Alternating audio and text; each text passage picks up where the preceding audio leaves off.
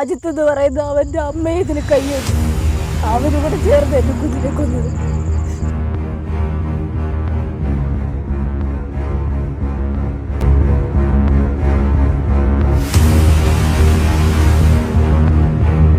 എൻ്റെ കുഞ്ഞിനെ കൊന്നവന്മാർ എൻ്റെ മുന്നിൽ എൻ്റെ കൺമുന്നിൽ കൂടെ നടക്കുക. അവന്മാരെ രക്ഷപ്പെടരുത്, ഒരു കാലത്തും അവന്മാരെ രക്ഷപ്പെടരുത്.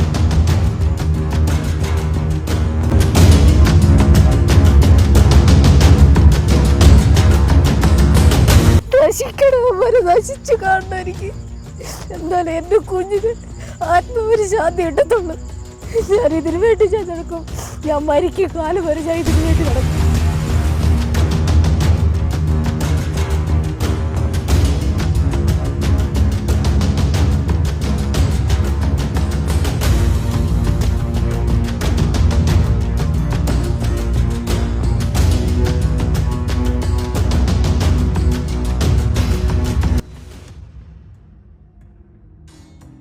പവിത്രയുടെ അപകട മരണമല്ല, അതൊരു ആസൂത്രിത കൊലപാതകമാണ്.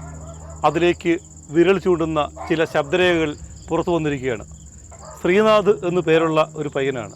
ആ പയ്യനാണ് എൻ്റെ മുന്നിൽ ഈ കല്ലറയിൽ അന്തി ഉറങ്ങുന്ന ഈ പെൺകുട്ടിയെ അന്ന് രാത്രിയിൽ ഇവിടെ നിന്നും വിളിച്ചു വരുത്തി കൊണ്ടുപോയത്.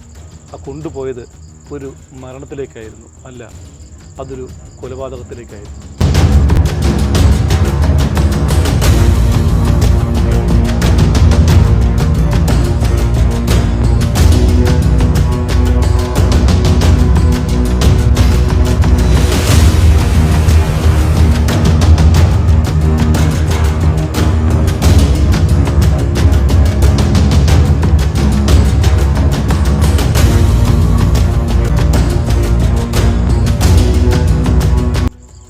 ഈ സംഭവം നടക്കുന്നത് 2025 ജൂൺ 17-ാം തീയതിയാണ്. അന്ന് രാത്രി ഏകദേശം ഇതേ സമയത്താണ് ഈ പവിത്രയെ ശ്രീനാഥ് ഈ വീട്ടിൽ നിന്നും അവരുടെ വീട്ടിലേക്ക് വിളിക്കുന്നത്. അതിനുശേഷം ആ കുട്ടി അവനൊപ്പം പോവുകയായിരുന്നു. അവനൊപ്പമെന്നല്ല പോയത്, ആ കൊല്ലം ജില്ലയിലെ തന്നെ ഉറുകുന്ന് സ്വദേശിയായ ഒരു അജിത്ത് എന്ന മറ്റൊരാളൊപ്പമാണ്. ഒരുപക്ഷെ ഇപ്പോൾ അറിയുന്നത് ഈ കുട്ടിയെ കോളയിൽ മദ്യം കൊടുത്ത് ബോധരഹിതയാക്കി അവൻ്റെ ആവശ്യങ്ങൾക്ക് വേണ്ടി ഉപയോഗിക്കാനുള്ള ഗൂഢതന്ത്രമായിരുന്നു അതെന്നാണ് അറിയാൻ കഴിയുന്നത്. അങ്ങനെ ഒരു വീട്ടിൽ കിടിയിരുന്ന ഒരു പാവം പെൺകുട്ടിയെ വിളിച്ചിറക്കി കൊണ്ടുപോയി കോളയിൽ മദ്യം കലക്കി കൊടുത്ത് അവളെ മറ്റു പല ആവശ്യങ്ങൾക്കും വേണ്ടി ഉപയോഗിക്കാൻ കൊണ്ടുപോയി. ഏറ്റവും ഒടുവിൽ അറിയാൻ കഴിയുന്ന ശബ്ദരേഖയിൽ പറയുന്നത് പോലെ ഒരു ഹോട്ടലിൽ റൂമെടുത്ത് അവിടെ അവൻ്റെ ആവശ്യങ്ങൾക്ക് വേണ്ടി ഉപയോഗിക്കാൻ വിസമ്മതിച്ച പെൺകുട്ടിയുമായി അവൻ പുറത്തേക്ക് അതിവേഗത്തിൽ വാഹനത്തിൽ പോവുകയും അതിനുശേഷം ഈ കുട്ടി മരിക്കുന്നതിന് മുമ്പ് പലതവണ അവരുടെ അച്ഛനോടും ബന്ധുക്കളോടും പറഞ്ഞത് എന്നെ അടിച്ചു എന്നാണ്. ആ മൊഴി FIRലുമുണ്ട്. പക്ഷേ ആരടിച്ചു, എന്തിനടിച്ചു, എവിടെ വെച്ച് അടിച്ചു എന്ന് ആ FIR ഇട്ട പോലീസുകാരനോ തെന്മലയിലെ മറ്റു പോലീസ് ഉദ്യോഗസ്ഥരോ ഇതുവരെ അന്വേഷിച്ചിട്ടില്ല എന്നുള്ളതാണ് മറ്റൊരു കാര്യം. അങ്ങനെ ആ അടിയുടെ ആഘാതത്തിൽ ദിവസങ്ങൾക്ക് ശേഷം 17-ാം തീയതി ആ പെൺകുട്ടിക്ക് അടിയേൽക്കുന്നു. 25-ാം തീയതി ഈ കുട്ടി ഇവിടെ നിന്നും ഈ ലോകത്തോട് വിട പറഞ്ഞു പോവുകയാണ്. അന്നു മുതൽ നീതിക്ക് വേണ്ടി ഒരുപാട് വാതിലുകൾ മുട്ടിയ ഒരമ്മ എന്നോടൊപ്പമുണ്ട്. അന്നത്തെ ഭരണാധികാരി പിണറായി വിജയന് വരെ പരാതി കൊടുത്തതാണ്, എൻ്റെ മകളുടെ മരണത്തെക്കുറിച്ച് അന്വേഷിക്കണം, അതൊരു അപകടമല്ല കൊലപാതകമാണെന്ന്. അതിന് ശരിക്കും നീതി ലഭിച്ചില്ല. തെന്മല പോലീസ് സ്റ്റേഷനിൽ നിന്നും മരണപ്പെട്ട ഒരു മകൾ നഷ്ടപ്പെട്ടു പോയ ഒരു അമ്മയ്ക്ക് ലഭിക്കേണ്ട ഒരു പരിഗണന പോലും ലഭിക്കാത്ത സാഹചര്യത്തിലാണ് ഇപ്പോഴത്തെ മുഖ്യമന്ത്രിയെ നേരിട്ട് കണ്ട് പരാതി സമർപ്പിച്ചിരിക്കുന്നത്. ഇനി ഈ പവിത്രയുടെ അമ്മയ്ക്ക് പറയാനുള്ള അവരുടെ വാക്കുകൾ കൂടി കേൾക്കാം. ശരിക്കും പവിത്രയെ ഇവർ കൊന്നതാണോ? അവർ കൊന്നത് തന്നെ. എൻ്റെ കുഞ്ഞ് പറഞ്ഞായിരുന്നു, അവൾ മരിക്കുന്നതിന് മുന്നിട്ട് പറഞ്ഞു, നാത്തൂൻ്റെ മോളുടെ അടുത്തും നാത്തൂൻ്റെ മരുമോളുടെ അടുത്തും അവളുടെ അച്ഛൻ്റെ അടുത്തും എല്ലാം പറഞ്ഞു അവളുടെ തലയ്ക്ക് അടിച്ചതാന്ന് പറഞ്ഞു. ആ ഒരു മൊഴി പോലും ഈ പോലീസുകാരുടെ അടുത്ത് പറഞ്ഞിട്ട് അവരത് കേട്ടില്ല. അങ്ങനെ എൻ്റെ കുഞ്ഞ് മരിച്ച്.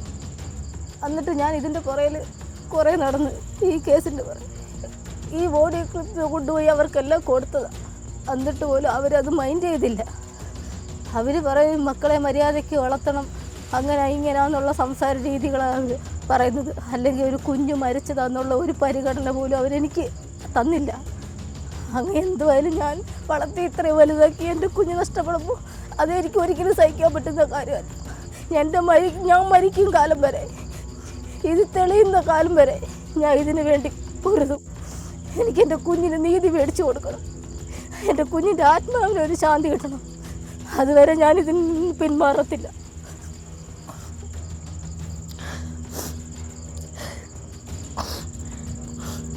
എൻ്റെ കുഞ്ഞൊരു തെറ്റ് ചെയ്തിട്ടില്ല. കുഞ്ഞുനാൾ പോലെ കളിച്ച് വളർന്ന പിള്ളേർ, ആ ഒരു വിശ്വാസത്തിൻ്റെ പുറത്തില് എൻ്റെ കുഞ്ഞ് വീട്ടിൽ നിന്ന് അവൻ വന്ന് വിളിച്ചപ്പോൾ ഇറങ്ങിപ്പോയത്. ആരെ വിളിച്ചതാരാ? ശ്രീനാഥ് എന്ന് പറയുന്നവൻ. കുഞ്ഞുനാൾ പോലെ ഒന്നിച്ച് കളിച്ച് വളർന്നവരാ. അവരെവിടെ പോയാലും ഒരു അമ്പലത്തിൽ പോയാലും ഒരു ഉത്സവത്തിന് പോയാലും എവിടെ പോകണമെങ്കിൽ അവരൊന്നിച്ചാണ് പോയിക്കൊണ്ടിരുന്നത്. അവൻ കൊണ്ടുപോയി എൻ്റെ കുഞ്ഞിനെ ഇങ്ങനെ ചതിക്കാൻ കൂട്ടു നിൽക്കുമെന്ന് ഞാൻ അറിഞ്ഞില്ല. എവിടെ പോകണമെങ്കിൽ ഇവരൊന്നിച്ച് പോയിക്കൊണ്ടിരുന്നവരാ. എന്നിട്ട് പോലും അവനെ വിശ്വസിച്ച് എൻ്റെ കുഞ്ഞറ് അവൻ വിളിച്ചപ്പോൾ എടി മേപ്പോട്ട് കയറുവാടി എന്ന് പറഞ്ഞു. ഈ മേളിലെന്ന് പറഞ്ഞാൽ ഇവിടെ തൊട്ട് മേളിലൊരു കൂട്ടുകാർ പിള്ളേർ വീടുണ്ട്, അങ്ങോട്ട് കയറിപ്പോയെന്ന് കരുതി എൻ്റെ കുഞ്ഞ് കയറിപ്പോയത്. അവിടെ കൊണ്ടുപോയി ഇവൻ മനഃപൂർവ്വം ഇവൻ അറിഞ്ഞു വെച്ചുകൊണ്ട് മറ്റേവൻ അജിത്ത് എന്ന് പറയുന്നവൻ വണ്ടിയായിട്ട് ഇവിടെ വന്നതിന് ശേഷമാണ് ഇവിടെ വിളിക്കുന്നത്. അങ്ങനെ വിളിച്ചാണ് ഇവളി കയറിപ്പോകുന്നത്. ഇവളിത് അറിയുന്നില്ല, ഇവളൊന്നും അറിയാതെ ഇവൾ കയറി ചെല്ലുക. കയറി ചെന്ന് എൻ്റെ കുഞ്ഞിനെ, ഒന്നും അറിയാത്ത എൻ്റെ കുഞ്ഞിനെ കൊന്നു കളഞ്ഞ അവര്. എനിക്കൊരു നീതി വേണം. എൻ്റെ കുഞ്ഞ് ഞാൻ എന്തുമാത്രം ഞാൻ കിടന്ന് കഷ്ടപ്പെട്ടിട്ട് കുഞ്ഞിനെ ഞാൻ ഇത്രയാക്കിയത്. അതൊക്കെ നല്ലൊരു ജോലി മേടിച്ചു കൊടുത്ത് എന്നെ കൊണ്ട് കഴിയുന്നത് അപ്പുറം ഞാൻ അവളെ പൊന്നുപോലെ ഞാൻ കൊണ്ടു കിടന്ന് നോക്കി. എൻ്റെ എനിക്ക് എൻ്റെ കുഞ്ഞിനെ കൊന്നവന്മാർ എൻ്റെ മുന്നിൽ എൻ്റെ കൺമുന്നിൽ കൂടെ നടക്കുക. അവന്മാരെ രക്ഷപ്പെടരുത്, ഒരു കാലത്ത് അവന്മാരെ രക്ഷപ്പെടരുത്. നശിക്കണം, അവന്മാരെ നശിച്ചു കാണണം എനിക്ക്.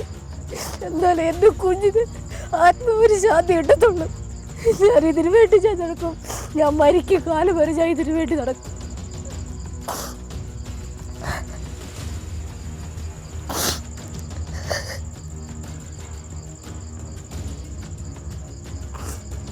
ഒരല്ലെറിയിക്കാതെ വളർത്തിയത് എൻ്റെ കുഞ്ഞുങ്ങളെ ഞാൻ പൊന്നുപോലെ കൊണ്ടുനടന്ന് വളർത്തിയത്. ഒരു നിമിഷം കൊണ്ട് എനിക്ക് ഇല്ലാതാക്കി കളഞ്ഞ്.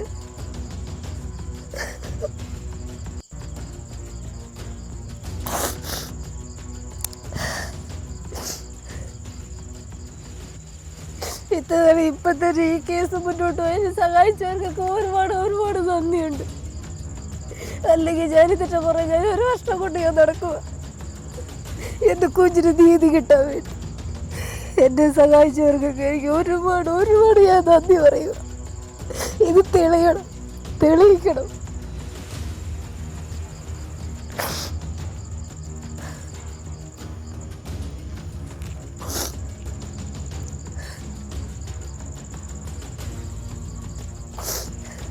ആർക്കാ നഷ്ടപ്പെട്ടത്? എനിക്കല്ലേ നഷ്ടപ്പെട്ടത്. എന്നിട്ട് അവൻ്റെ വീട്ടുകാരും അവൻ്റെ അമ്മച്ചിയല്ലേ ഇതിന് കൂട്ടു നിൽക്കുക. അജിത്ത് എന്ന് പറയുന്ന അവൻ്റെ അമ്മയെ ഇതിന് കൈയുണ്ട്. അവരും കൂടെ ചേർന്ന് എൻ്റെ കുഞ്ഞിനെ കൊന്നത്. അതെനിക്ക് നല്ല ബുദ്ധിയുണ്ട്. അവരും കൂടെ ചേർന്ന് എൻ്റെ കുഞ്ഞിനെ ഇങ്ങനെ ആക്കിയത്. എന്നിട്ട് ആ ശ്രീനാഥ് എന്ന് പറയുന്നവൻ സ്റ്റേഷനിൽ ചെന്ന് മൊഴി പറയാൻ കൊണ്ട് സത്യം പറയാൻ പോയവരെ ഇവർ വിളിച്ചു വരുത്തിയിട്ട് ചത്തില്ലയോ, അവരുടെ മക്കളായിരുന്നെങ്കിലും ചത്തില്ലയോ, ഇനി ജീവനുള്ളവരുടെ കാര്യം നോക്കിയാൽ പോരെ. കഷ്ടപ്പെട്ട് വളർത്തുന്നവർക്ക് അറിയത്തുള്ളൂ അതിൻ്റെ ബുദ്ധിമുട്ടെന്തുവാ. ഞാനൊരു പറ്റതല്ല, എനിക്കങ്ങനെ കളയാൻ പറ്റത്തില്ല എൻ്റെ കുഞ്ഞിനെ.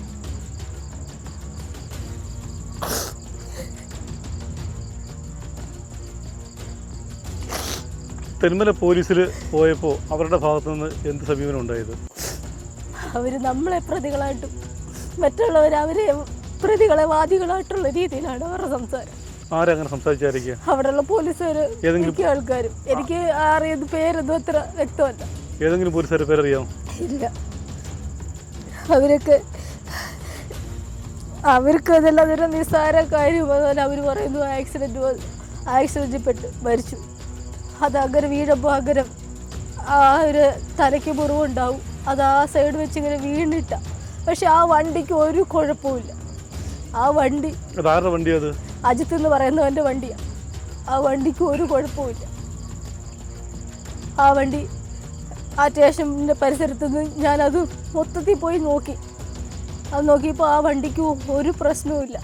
അത് ഒരു വണ്ടി വീഴുമ്പം അതിനെന്തെങ്കിലും ഒരു പാടെങ്കിലും വരും. ഇതൊന്നുമില്ല ആ വണ്ടിക്ക്. മനഃപൂർവ്വം എൻ്റെ കൊച്ചിനെ അവൻ എവിടെ കൊണ്ടിട്ട് അടിച്ചു കൊന്നിട്ട് അടിച്ച് അതിനെ ബോധം ഇതാക്കിയിട്ട് അത് റോഡിൽ കൊണ്ടിട്ടവൻ. എന്നിട്ട് അവൻ മനഃപൂർവ്വം അവൻ്റെ കാലും കണ്ട് എനിക്ക് വന്ന് കല്ലും കണ്ട് വേണം വെച്ച് ഒരച്ചതായിരിക്കും. ഒരച്ചിട്ടെങ്ങാണ്ട് അവൻ അവിടെ കിടന്നതാണ്. എന്നിട്ട് അതിന് കൂട്ടി നിൽക്കാനെ കൊണ്ട് കുറേ പോലീസുകാർ. എന്നിട്ട് അവരത് വണ്ടിയിൽ നിന്ന് വീണതാന്നാക്കിയത്. മനഃപൂർവ്വം എൻ്റെ കുഞ്ഞിനെ അവിടെ കൊണ്ടിട്ടത്. ചതിച്ചു വന്നതാണ് എൻ്റെ കുഞ്ഞിനെ.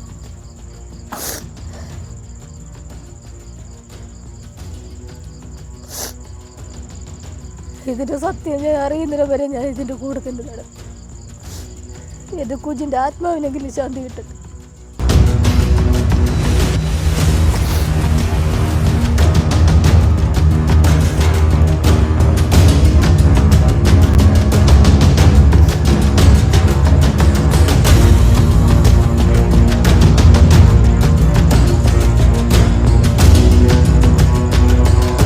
ഒരു മരണം കഴിഞ്ഞിട്ട് അല്ലെങ്കിൽ ഒരു കൊലപാതകം കഴിഞ്ഞിട്ട് 1 വർഷം പിന്നിടുകയാണ്. ആ 1 വർഷങ്ങൾക്കിപ്പുറം ഇപ്പോഴും മകളുടെ കൊലപാതകികളെ നിയമത്തിന് മുന്നിൽ കൊണ്ടുവരാനുള്ള ഒരു വീട്ടമ്മയുടെ പോരാട്ടമാണ്. ഇത് കേരളം കാണാതെ പോകരുത്. ഈ വീട്ടമ്മയ്ക്ക് ഒരുപാട് സാമ്പത്തിക ശേഷിയുള്ള ആളൊന്നുമല്ല. ഒരു ചെറിയ വീട്ടിൽ കഴിയുകയാണ്. ഈ മകൾ അപകടം പറ്റി ആശുപത്രിയിൽ കിടക്കുമ്പോഴും അച്ഛനോടും ബന്ധുക്കളോടും പറഞ്ഞതാണ് എന്നെ അടിച്ചതാണെന്ന്.